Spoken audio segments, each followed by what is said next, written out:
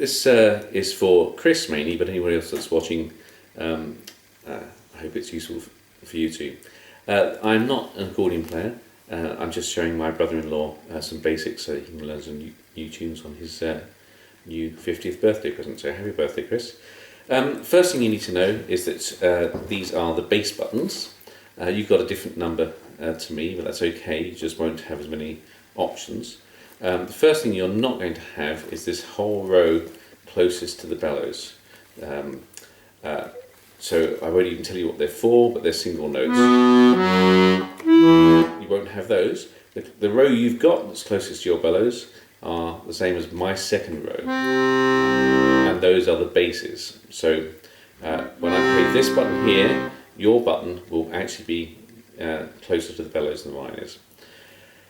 This is the root or the bass note of each chord, and then working backwards from there, you've got another two rows. So you've got the bass row, and then you've got the what is my third row back is your second row back is the major chords. So on one of your buttons, you'll notice that there's a little dimple or a little raised area so you can feel it. If you can't feel it, what you can do is do what I've done. I've put a bit of the prickly side of some Velcro on it. You can really feel that. It doesn't do your finger any harm, but you can actually really know where you are.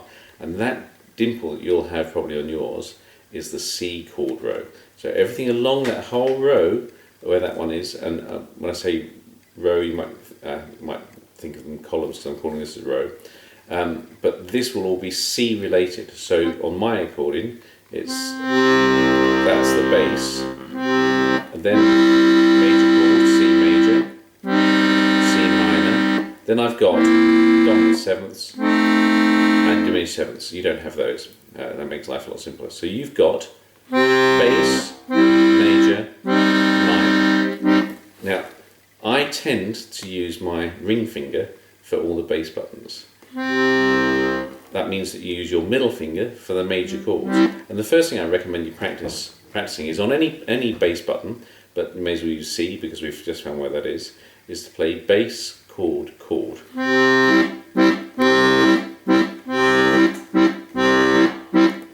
Obviously you'll be pushing the bellows in and out as you do that.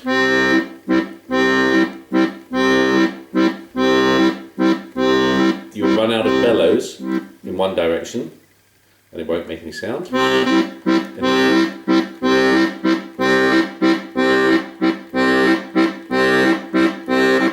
In the other direction, eventually you're going to run out of arm before you run out of bellows.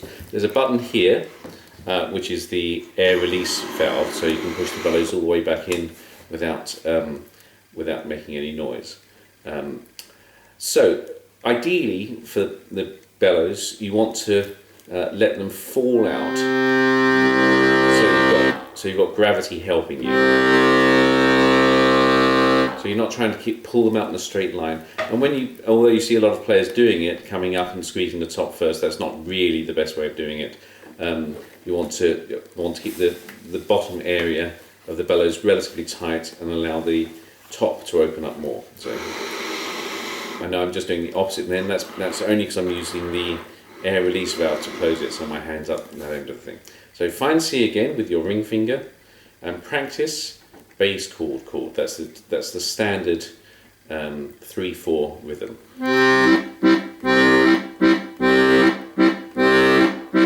The next thing I recommend you trying is just moving one column over. So if that's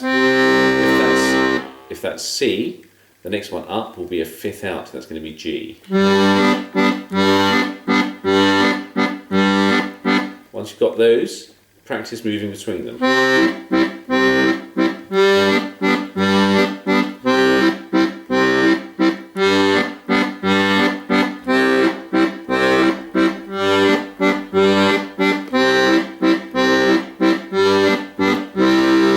Nothing to stop you playing them at the same time, but generally you tend to do bass, chord, chord for 3/4.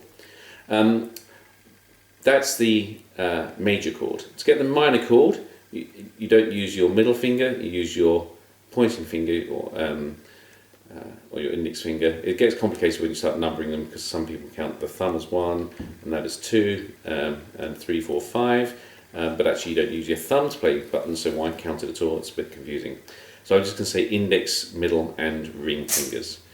So for minor chords, if you've used your middle finger for the major chords, you'll use your index finger for the minor chords. So again, practice those and practice moving to a button next door. That's C minor, G minor. I'll just get my finger out of the way so you can see what I'm doing.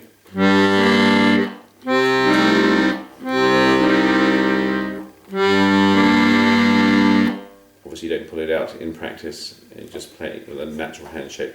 Hand shape's slightly tilted, obviously because the whole row is slightly tilted, so you want your fingers to follow the line of that column, I should call it really. So lesson 1 really is find your bass. Your bass, remember, will be one row nearer to the bellows than mine. That's your bass, single note or in octaves. Major, minor. Practice 1, 2, 3, 1, 2, 3, bass chord. Major, minor, major, minor. Move to G. G major, G minor.